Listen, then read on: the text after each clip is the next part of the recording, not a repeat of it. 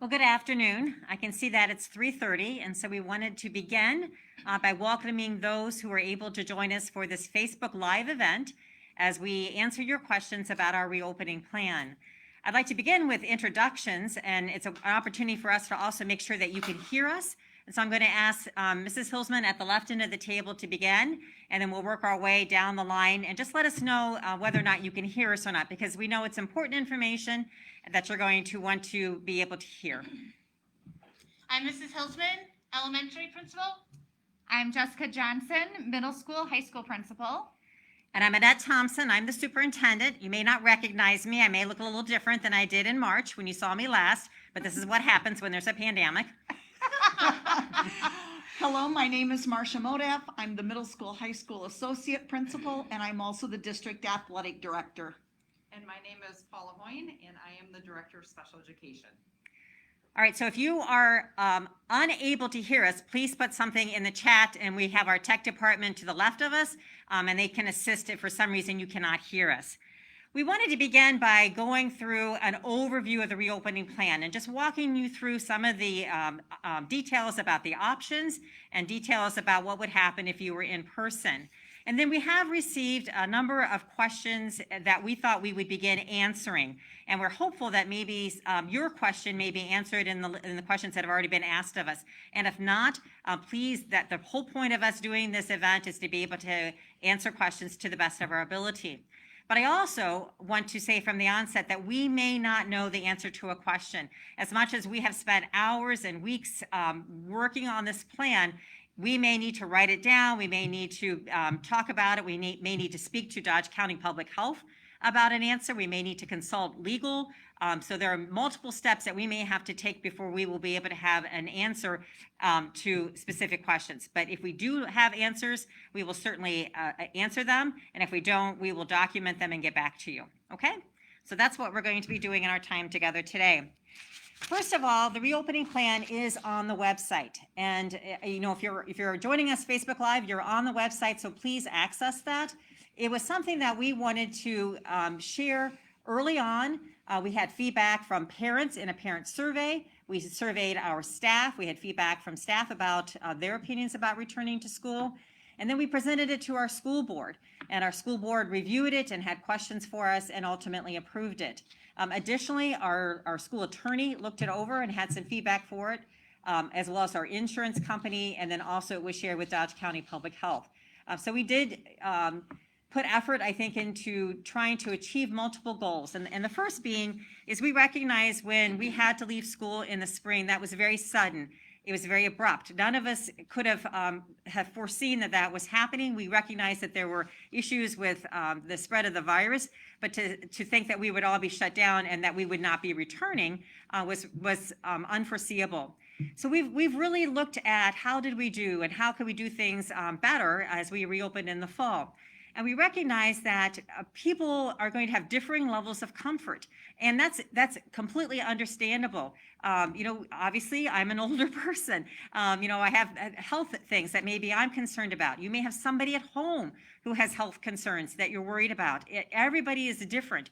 And so from the very beginning, we wanted our plan to give you options, to say it's not a one size fits all. You may feel comfortable with your child being back in school in person 5 days a week, or you may not be. And so what would we do for the family who is not comfortable with that?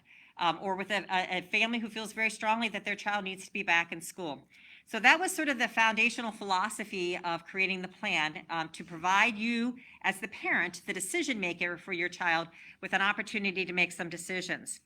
So every parent has 3 options, but those options are different weighted, if I can say it that way. The first option is to be here in school, in person, 5 days a week. Doing that requires a fair amount of effort on our part to make sure the building is clean, it's sanitized, things like the water fountains are turned off, that we've bought equipment to sanitize rooms. We have face coverings and face masks, and that was well before the governor's order went into effect through the end of September. We recognize that we may not be able to have socially distanced classrooms at all times, and so we were prepared for that even before the most recent order came out. So that's one option. And again, we'll talk about that further about what that means.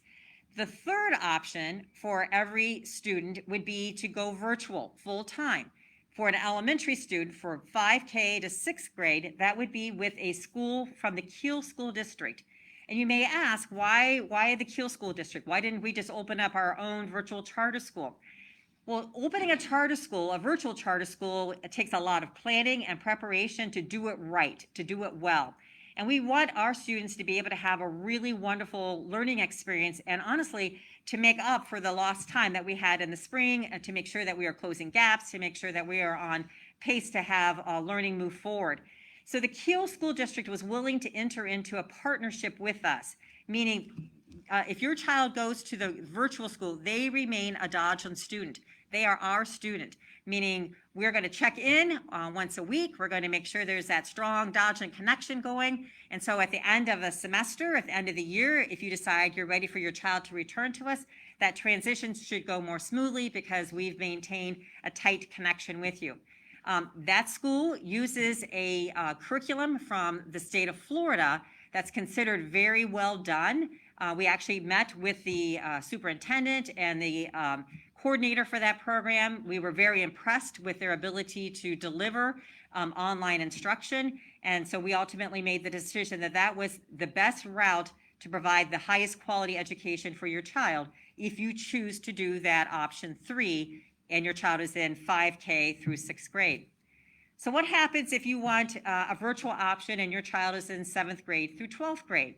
Well, again, we have a software program called Apex that we've been using, but probably not, we could use it broader, meaning that there are courses on there that we felt would be a good fit for students who wanted to learn in a virtual environment.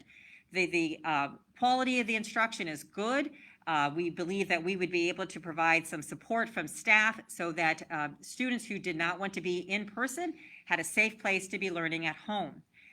Both of those options, whether it's the virtual school from Kiel or the option 3, which is the Apex Learning here, students would not be coming into the building. They would be at home learning with devices at home. In the case of the Kiel School District, Kiel is going to provide a Chromebook and work with families to make sure that you can access that learning. That's a part of our arrangement with the Kiel School District. If it's a Dodgeland student, meaning Dodgeland technology, 7th grade through 12th grade, then you would be given a district-issued device, an iPad, and we will work with you to our best of our ability to help you with the internet connectivity. That being said, I do want to be really clear. One thing we learned this spring, and it wasn't because we didn't have a Herculean effort to try and make sure that everyone could be connected. There are just spots within our district that the access was challenging, even with a hotspot and even with hotspots from our buses. It just became really difficult. So we are working on some other plans to work with vendors to see if they would be able to work with us. We're actually looking at writing some grants to be able to expand the Wi-Fi capability within our building. And so we will be communicating with everyone how we will help you with that access piece. But we don't have a definitive answer for that today if you experience challenges in the spring with connectivity. But we recognize that that is an ongoing concern should we have to, or should you choose to go the virtual route. So then we have this option 2, and that seems to be the one that has generated the most questions. People seem to understand option 1, I'm in school, my child has to wear a face covering.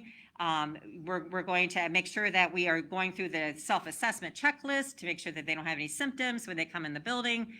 We recognize that we're going to be as spread apart as we possibly can be. We're going to be wearing face coverings, washing our hands frequently, breakfast and lunch in the classroom.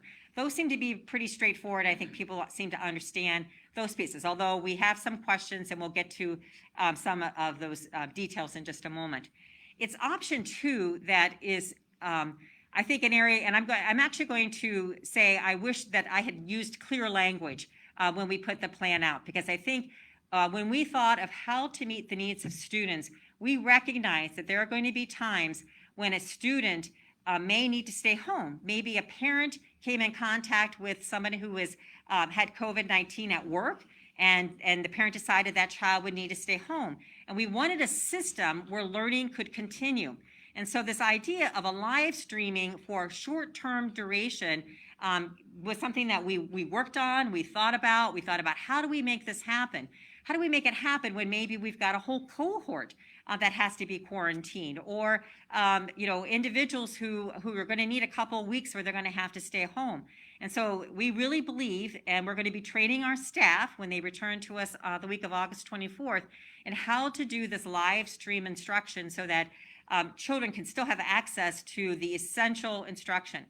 But it was never meant to be as comprehensive as it would be to be sitting in a classroom, hearing the dialogue among students, being able to engage in all of the activities. It was meant to be a short-term opportunity to stay current and to hear the direct instruction, to know what the key concepts are being taught, to be able to stay connected with classmates. But we never envisioned it to be a 9-week or a semester-long option. And so I do apologize if that was confusing in any way to individuals who read the reopening plan. Honestly, it was meant to be 2-3 weeks that you needed to be at home, and your child was well enough to be able to engage in learning. That's what we intended with that short-term option. So is there anything that anyone would add to that about the option 2? Option 2 can also be when your child wakes up in the morning and they have a couple of symptoms and you're just not sure, then they should stay home and they can log in and view the live stream instruction, just so that we're careful, making sure that if you think your child might be sick, they should stay home, but they can still continue learning. Right. So if you have selected in your registration process option 2, because you're not sure, we're all watching the news, we're all paying attention to what's going on, and you may say, I kind of want to see how the start of school goes. I want to see, is everything going to be okay? And so you may have said, I want option 2. That is great. We're glad that you chose that option. But within 3 weeks, you're going to need to be able to say, okay, now I'm ready to move back into option 1, okay? That I'm ready for my child to return to the classroom. Or we may have had other things happening where we're going to now be moving towards more comprehensive virtual instruction. So it's not meant to be for the entire 9 weeks or the entire semester. It's really, I need to wait and see, or the other thing I'm going to say, and I do this to bring clarity to your decisions. Let's say you have somebody at home who has some sort of a health condition, and you're very concerned about your child bringing something home and complicating that situation. If that is the reason why you were considering option 2, I'm going to strongly encourage you to choose option 3. I think that that's the safest route for you to go because, again, option 2 is temporary. It's not meant to be for an entire quarter or entire semester. And so if what's causing you to be concerned about your child coming back into the building is the welfare of somebody with a compromised immune system, for example, then you really may want to give serious consideration to option 3. Okay? One other piece to add is that we are going to be training students to make sure that those who are here in person, that every day they're bringing home their iPad, they're bringing home their charger, they're bringing home what they need for class, because as we've learned, this changes every day and you might not know if you're going to wake up with symptoms tomorrow. So we want every student prepared for if learning could be in person or if it needs to be online the next day. Which brings up a really big question, and we're asked this a lot. How are you going to decide when you need to close a classroom or a building or the entire system? What are the metrics that you're looking at to make that decision? And I wish, as a person who values data, I wish that there was some number that we could point to that would give us that definitive answer. But unfortunately, we don't have that yet. Every district is going to be unique and our circumstances are going to be unique. Again, we are in regular communication with Dodge County Public Health. They share with us numbers. They share with us the incidence of what's happening. They are very good about giving us guidance in terms of this would be a situation where you may need to make a decision to close a classroom. I also just finished, right before walking into the room, a call with the Department of Public Instruction. And they are still working on a decision-making matrix that will be shared out. They're not exactly sure. That's from the Department of Health Services. And so we recognize that even as we are preparing for our staff to return, there are still lots of moving parts. But we are watching that very closely. We pay attention to that. We are in consultation with others to help us make that decision, because none of us are doctors or medical people, but we care very deeply about your children. We care deeply about our staff. None of us wants to have a situation where we could have done something and somebody got sick. And so we are very vigilant in how we are taking care of the numbers and the decisions that we're making.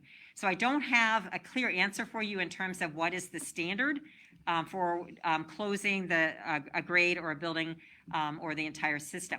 Now, it may be possible that we have a student, and I'm talking about if you're in option 1 and you're here in person. We are going to be doing a cohort model in the from 4K through 6th grade. And we did that on purpose because we hope to be able to then minimize the impact of a positive case on our system. So let's say, for example, we have a situation where we have a student who is positive for COVID-19. We then have a definition of what a contact is, and that means I'm within 6 feet for more than 15 minutes. In that case, any child who had had contact with that positive student who was positive for COVID-19 would need to be quarantined. And we have the guidance for how many days that is and the symptoms and encouragement for you to go speak to your doctor and have the test done and make sure your child is okay, et cetera. So it's possible that we would have a positive case, but it would only mean that cohort would have to stay home or be in quarantine, or only a portion of that cohort or group would have to be quarantined. Same thing with the bus. You may be concerned about how does this look on a bus? If one child is positive on the bus, does the entire bus have to be quarantined? And we've been reassured by our Dodge County public health official that that is not the case. Again, if you're riding the bus, everybody's required to wear a face mask. There's one student per seat facing forward. Family members can sit together, and we would then have, because there are assigned seats, then we would be able to see, okay, that student was positive, who's within 6 feet for 15 minutes, and then that child would then have to be quarantined. So it's a lot of record keeping on our part. It's a lot of contact tracing, working with Dodge County Public Health to make sure that we can mitigate the spread of this very difficult virus within our system. Okay. So one of the questions is, will parents be notified when someone tests positive for COVID? Yes, you will not. However, we will not be able to share any confidential information, nor can we share information that would lead you to be able to surmise who that individual is, because we have to safeguard an individual's medical history or their medical situation. And so there would be a general communication saying this particular group of students will need to be quarantined due to a confirmed case of a positive COVID-19 test. And that's about as much information as we're going to be able to give. But I think you would understand and perhaps appreciate that if that were you or if that were your child, you may not want everyone, nor would any of us want people to know our situation. And so again, yes, when we will be notified, Dodge County Public Health will notify us when there is a positive case for a student or a positive case for a staff member.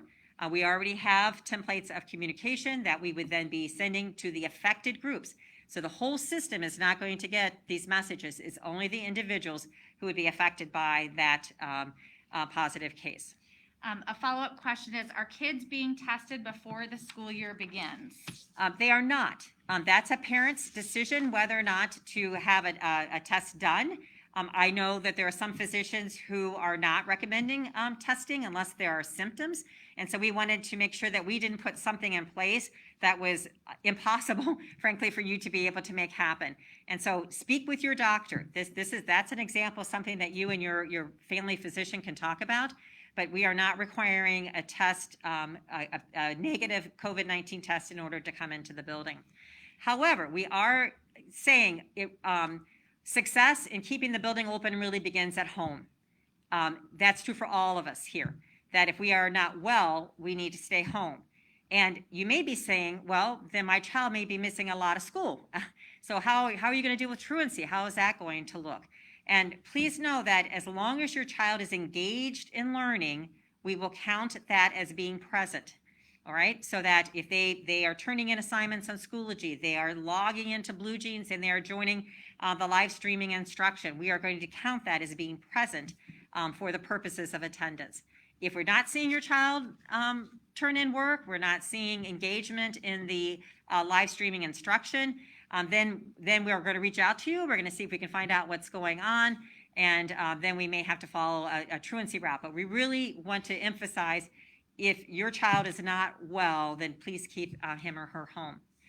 The other thing I think is important to mention is people want to know, when can they get a break from the masks? Because, it's difficult. And again, that's why we wanted to make sure that you can hear us, because we're having to project, we're having to speak louder with these face coverings on. And they're hard, right? It's not easy to speak in a normal way because we're wearing these face coverings. And so we envision more time outside for our children, and that's a good thing. If there could be a silver lining in all of this, it really is an opportunity to be outside, to be socially distanced, which just means 6 feet or more apart. Then their face coverings can come off. They would be able to get a break from the face wearing the face coverings. Additionally, at the end of September, if there is not a continuation of the governor's order requiring face coverings, if we are in a classroom and we are 6 feet apart, and let's say we're doing independent work at our desks and we're not seeing, the face coverings can come off then. But for right now, the governor's order requires face coverings when we're in the building. And that includes when a child is exercising. And so I know that we've heard some conflicting information about, will they have to wear a face covering if they're doing strenuous activity? At this time, that is what the order requires. So in our thinking, as school leaders, then that means we're going to be doing strenuous activity outside, 6 feet apart, where we can take the face coverings off and kids can be comfortable. So we have some parents that have multiple children in our system that are wondering what happens if one of their children is in a class that has to be quarantined. What about the siblings? It's all going to come back to the definition of contact, because you could have an indirect contact, but that would be highly unlikely if you're all living in the same household. So more than likely, if let's say you are tested positive with COVID-19, and as a precaution, you want to keep your children home so that if they are symptomatic, they're not carrying that to others. We respect that decision, and that goes back to the whole everything starts at home in terms of keeping the whole system safe.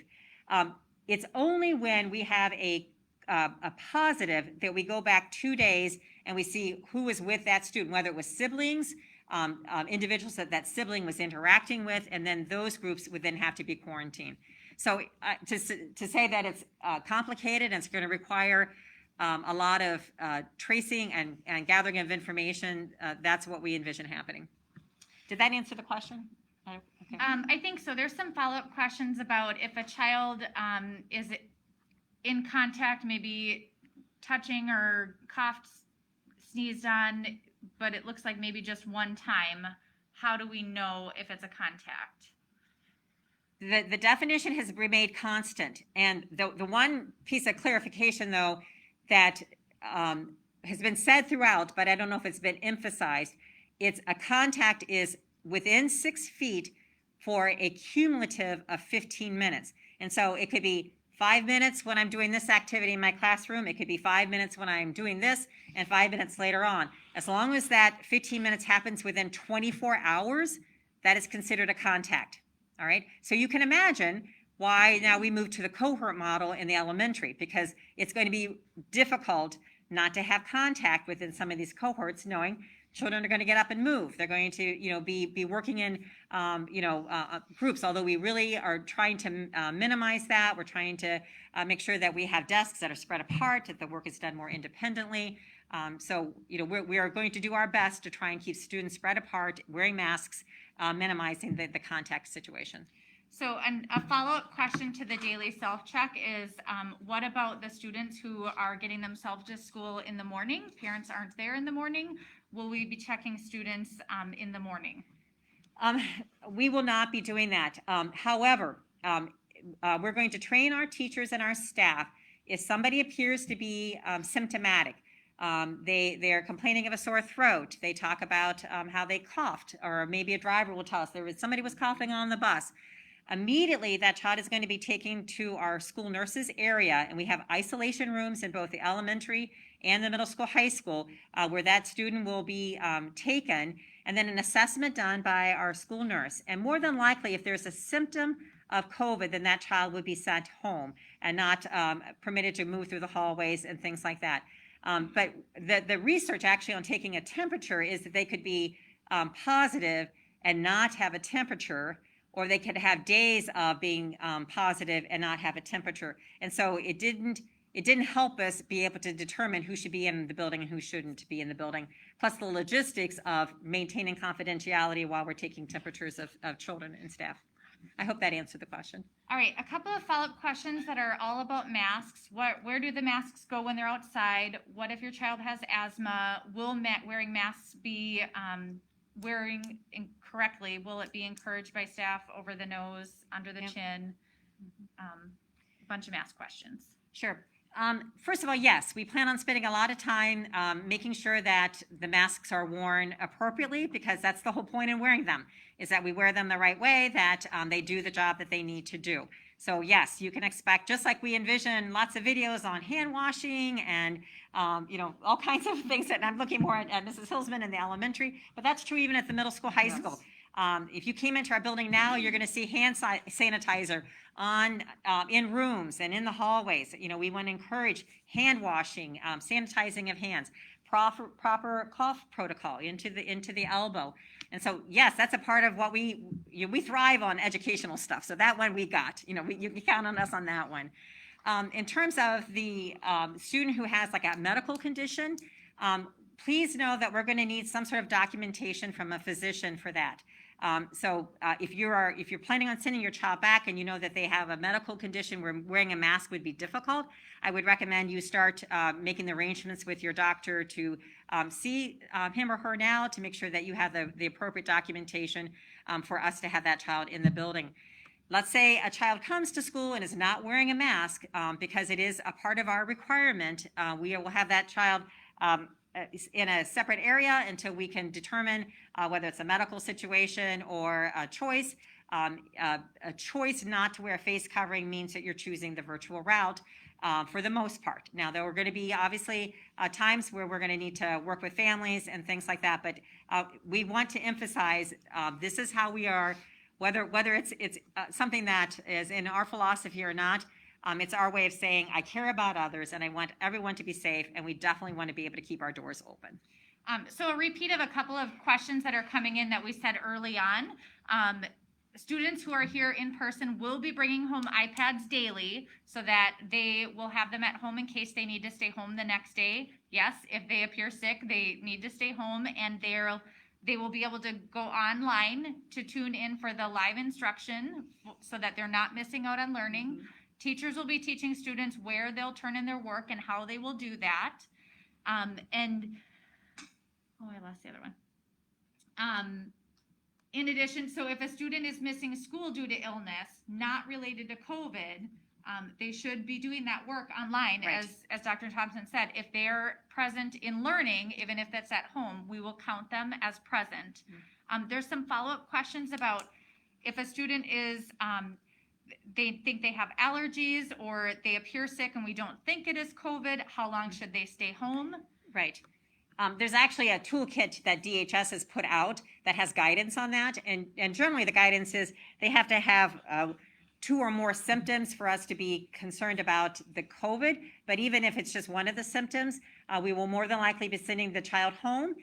If they are symptom-free for 24 hours, then they would be able to return to school. Because we recognize there are sniffles, there are allergies, there things. We're not going to not have things like that in the school year, and so we want to be able to differentiate between those situations. But in doubt, stay home, talk to your doctor, make sure you're well when you come back. I know this was addressed again, but I think somebody came in late of how many positive cases before school shut down again. We don't have that number. Right. We're in close contact with the health department. There was a follow-up question about option 3. Will there be one-on-one help for students who are in virtual learning only? Well, I think this may be where we're going to have Mrs. Hoyne help answer in case, if you're asking it because your student receives special education services, I'll have Mrs. Hoyne answer that, and then maybe, why don't you do that, and then I'll answer it if it's not a student with an identified disability. Sure. So regardless of which option a family chooses, if you happen to have a child who has an individual IEP, the school district will be responsible for providing services, again, regardless of the option. So whatever is specified within that child's individual plan, those services would be provided. There may need to be a review meeting to determine and talk about what those services are going to look like, but we again have that responsibility to provide those services, and we can do so either in person or we can do so virtually, much like was done in the spring. Right. Okay. In terms of, I don't think we answered the one-on-one piece, so let me answer that before I get to the new question. I think you just did it for a student with identified disability. Yes. And so if your child does not have an identified disability with those additional supports and assistance, that's a question you may be asking yourself whether or not option 3 is going to be a good fit or not, especially when you think about the need to be able to log on, to be able to manage time, to be able to complete assignments somewhat independently. There will be support. They have certified teachers working with the students, and so it will be support like that, but it won't be like you're going to be able to have somebody working with your child one-on-one without other students also having to have assistance from that teacher.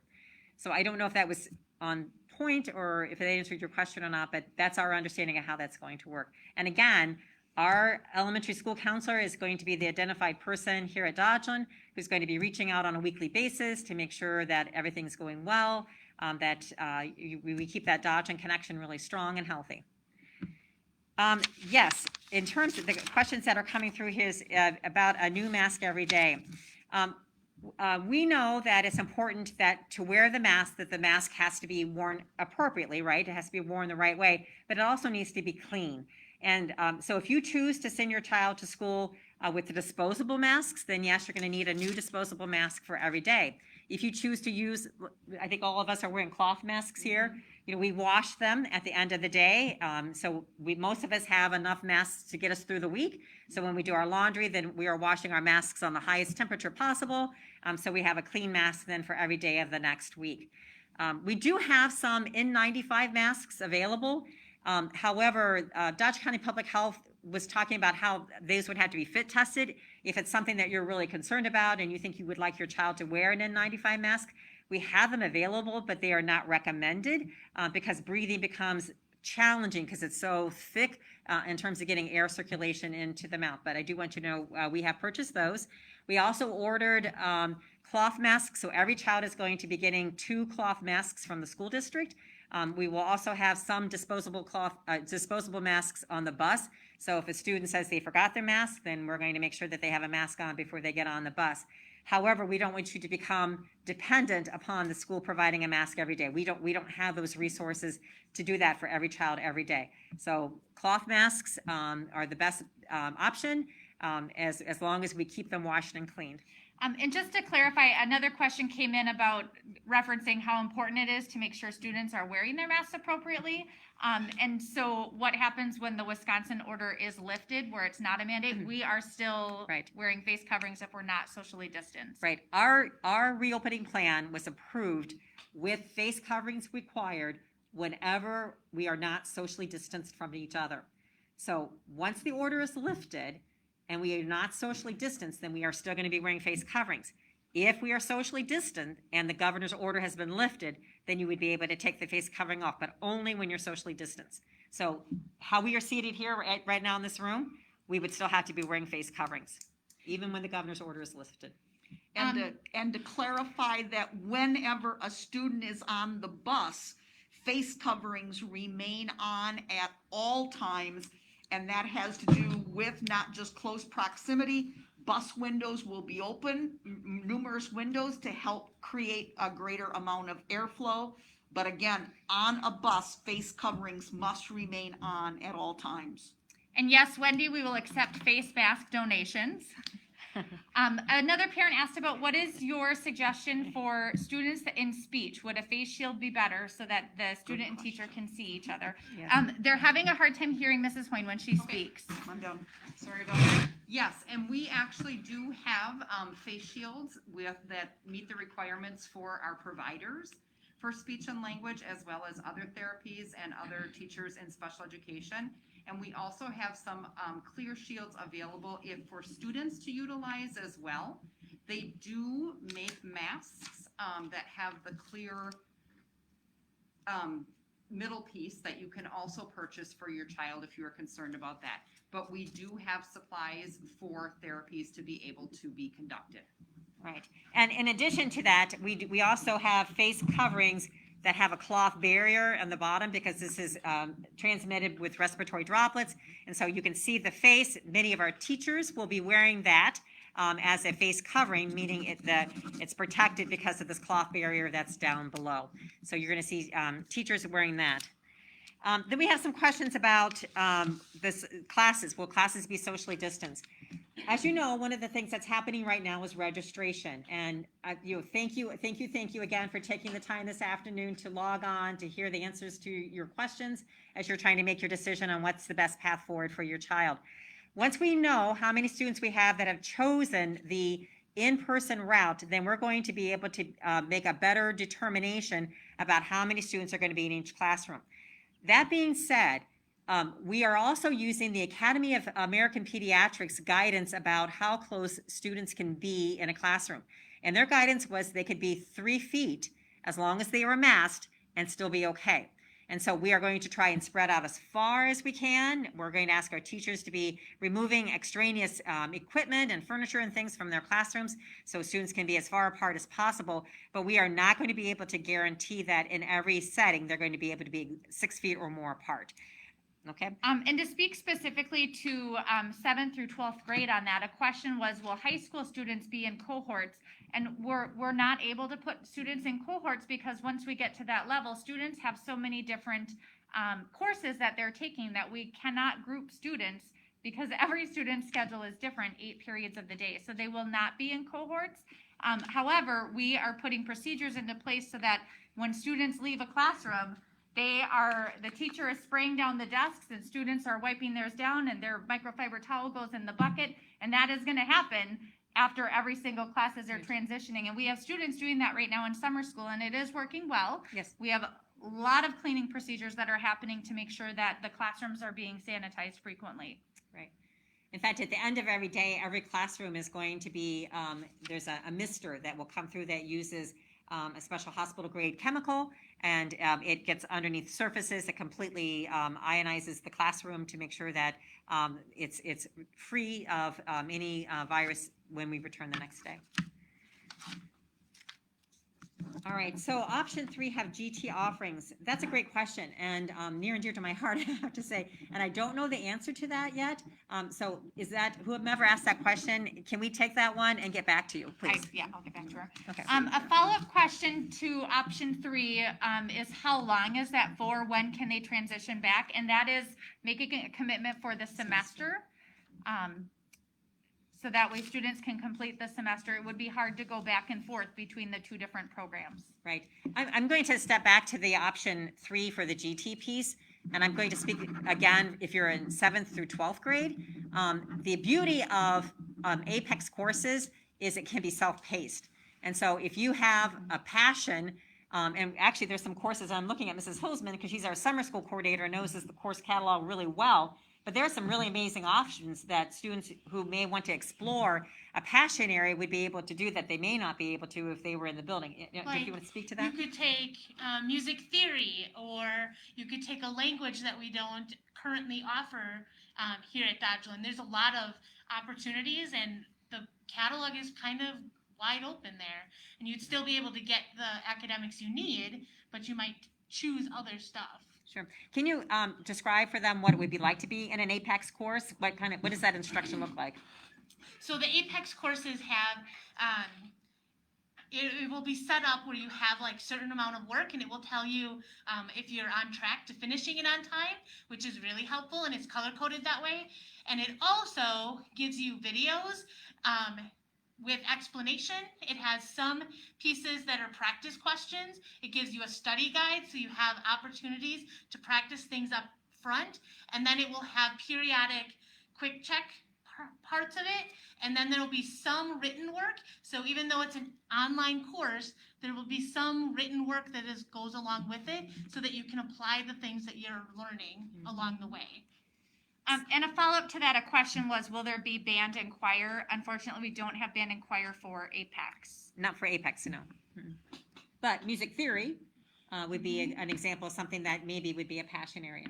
And maybe that question was actually about, will there be band and choir in person? We are working on plans for that. We've had many meetings trying to figure out how to make band and choir work. We have one of our staff members sewing special masks for when they're playing their instruments. Band will look very different in terms of what students have to do, but we are making plans for that to still be able to work. It'll just be different. And all of those masks for the instrumental music students will be provided by the district, and then those face coverings and masks would remain here at school. I envision probably the need that they need to be going home though, probably once a week, to be getting laundered and then brought back. But again, we want to make sure that we can still provide the students have the music interest and passion, the opportunity to continue with those courses. There's a couple more follow-up questions about going outside to play, wearing masks in sports, as was shared. If you're outside and you're distant, 6 feet apart, you take off the you mask. can take off the masks. And elementary is working on a recess plan to make sure all the elementary kids still get to have recess.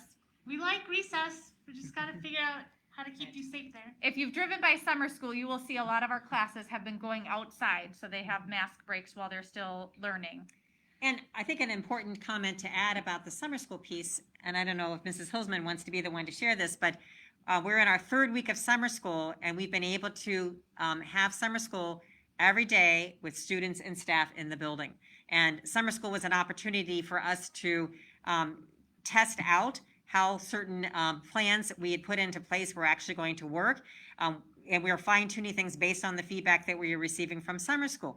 For example, initially, breakfast was delivered to the classrooms, and we realized that that was not the best use of time. So now there are stations set up as students enter the building to get their breakfast as they move to their classroom. And so we learned a lot from the summer school experience, and I'm really, frankly, really proud of how our students have risen to the challenge of having to wipe down their workspace, having to stay in their cohorts, going outside and wearing their face coverings when they're in the building, and being able to take them off when they're outside. I mean, the students have just been awesome, and the staff have been phenomenal. And so that was encouraging to us that we could bring hundreds of students into our building and staff into our building and do it safely. And is there anything you would add? I'm sorry, I went on about that. No, our kids are doing a really nice job. They're staying distance as much as possible. There's some reminders, and we all do that, where we just naturally get closer in line while we're walking. But they are doing really well, really, really well. Another piece, I don't remember if we talked about this, for those of us that are in person, if we have to go back to virtual for everybody, if we should have to close the school, for middle school and high school in the spring, we did not have students logging in for synchronous learning. If we do close this year, it will be different, that students will have to log in and follow their same schedule during the day for live instruction. So that would be something that we're preparing to look very different than it did in the spring. All right, we're getting a lot of thank yous in here. You're welcome. Yes, absolutely, you're welcome. I think I've caught all of the questions. Again, another one about, do elementary students have to wear masks all day in the classroom? Currently, yes, Right. unless under the age of 5. When they, no. Yes. Yes, Okay. right. So yes, they would be required. Again, the governor's order is in effect through the month of September. If that is lifted after the month of September, we do still require face coverings unless they're socially distanced, which again is 6 feet or more apart. And if the questions are slowing down, are they? No?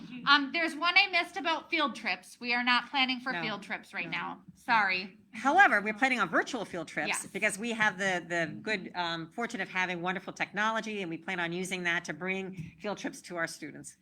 One question that we could address and share is the access to technology. Should a family start in option 2 or be moving to option 3? Okay, so we will be communicating with families that are choosing option 2 to begin the year. And again, we sort of envision that as the short-term, temporary, I'm not sure, I woke up with a cough and I think I need to stay home. That's option 2. And so every day, students will be taking home their district-owned devices. And that's something new for the elementary. We've actually purchased cases that hold the iPad, the charging block, and the cord. And so every day they will be taking that home, so they would be able to use their district technology for that purpose. Our 7th through 12th grade students are accustomed to taking that home on a regular basis. Usually we wait a while before we have the 6th graders take them home, but we're going to have them send that home like right away. However, let's say you are deciding option 2 to begin the year because you've got somebody home that you're worried about and you just kind of want to give it a couple weeks and see how things are going. We will be communicating a sign-up procedure for you to be able to come to school to pick up that district-owned technology. And so again, if that's your path forward, again, short-term, temporary, then we will make sure that you get that device so you're ready for your child to continue learning on the first day. And we don't have the details of when that is yet, but we will share that out. Just like a question was, will there be open house this year? No. I don't know if you want to talk her. We are not having open house. We are working on different plans. We're hoping to have a sign up, and I don't have the dates and times yet, where families can drop their things off outside because we won't have visitors inside of our building, but drop off their things and maybe even get to meet their class teacher. So more information will be coming about that.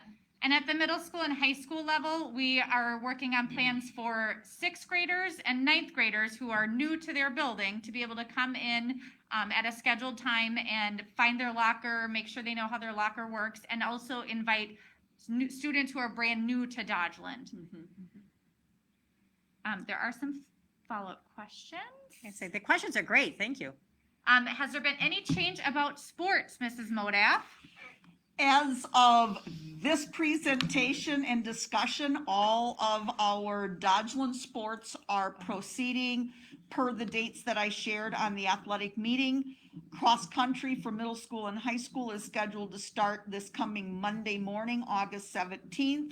8 o'clock practices start at the Wild Goose Park here in Juneau. September 7th, which is Labor Day, is the first day scheduled for football all levels, volleyball all levels, and high school boys soccer. Information will be forthcoming over this next week. And the reason for the pause on some of these updates is there is a statewide WIAA meeting scheduled for Friday morning at 9 o'clock. The Trailways Conference, which governs most of our sports, all of our middle school level for the fall, our high school girls volleyball, that Trailways Conference meeting is Friday at 2 o'clock. So there could be some decisions that lead to some other pathways for us. Our football conference for high school competes in the Eastern Suburban. They are meeting next week following Friday's WIAA meeting. And our boys soccer competes in the Capital Conference, and they too are meeting next week. So as I say this, our sports are go, but as we learned last spring, anything could change. So please continue to watch on our school Facebook, on all of our social media, including our website, and for information to keep you updated and informed. Okay, so a few more questions here. Is option 2 going to expire at any point? No. In fact, when we thought of this need to make sure that students who had to stay home for just maybe a quarantine period of time could continue to learn, That's why we decided we were going to invest in the technology to make sure that that child could continue. And so I don't see it going away. Unless there's a vaccine and, we're able to then resume whatever normal looks like at the end of this tunnel. But we see great value in being able to have access to what's happening in the classroom when a child has to be quarantined for a couple of weeks or a week or whatever the situation is. So I do not see that expiring at any point. But I want to emphasize again, that is not a, you don't want to choose option 2 instead of 1 and 3. That's just for, I'm not sure, I want to get a couple of weeks of school to see how things are going, and then I'll decide 1 or 3. Or it's, I have to stay home because I need to be quarantined. And if you are concerned about somebody at home because of a compromised immune system, we're going to strongly encourage you to choose option 3 for the safety of your family and that individual. Has there been any sickness in summer school? There have been no sickness in summer school that's related to being here at school. We've had a couple of students call in and say, I had an indirect situation. Nothing came of that in terms of there were no positive situations that resulted as a result of a visit with somebody or a weekend. And so there's been nothing regarding sickness that's been because they were here in summer school. In fact, none of the individuals who had the indirect were ever positive, and they were tested. And so at no time was there any student here in the building who had been positive. And then playground equipment available at recess. We are still working on the plan on that. And you can imagine how challenging it is to think about cleaning the links on a swing, the rungs of a slide. And those are surfaces that get, when we talk about frequently touched surfaces, there's just no way you can do those things without touching them.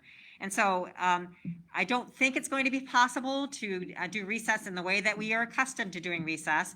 And yet, play works. Those of you who have parents in the elementary know that play is so important to children, the ability to get outside, to move, to breathe fresh air. And so we're working with Playworks, which is the company that's helped us with our recess protocols.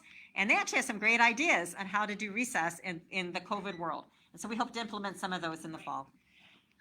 Another question. So if a parent is undecided and they start out in option 2, can they switch to 3 after the start of the year? Yes, they can. Okay. That was easy. All right. So far, that is it for questions. We recognize that this may not be the end of your questions. You may have heard things that are prompting thoughts in your head, and you may think about it and say, I wish I would have asked something, or I talked about it with someone else, and now I have questions. Please, we want to be responsive to your questions. If something comes to mind, either call us or email us, and we will get back to you. But I am going to say, I'm going to ask for your grace, because I think all of us here are somewhat overwhelmed with the amount of emails that are sitting on our inbox, the amount of meetings that we're attending, the webinars that we're trying to make sure that we listen to so that we've got good current information. And so ordinarily, we would like to say we would be able to get back to you within 24 hours. And again, I'm just going to ask for grace because we will get back to you as soon as we can. But we do want to hear your questions. It helps, frankly, the questions have helped sharpen our thinking. It's helped guide some of our decisions. And so we value the fact that you're giving us feedback through your questions. So if there's nothing else, we thank you for spending the time this afternoon on a beautiful, beautiful day watching us. This is our first attempt at a Facebook Live event.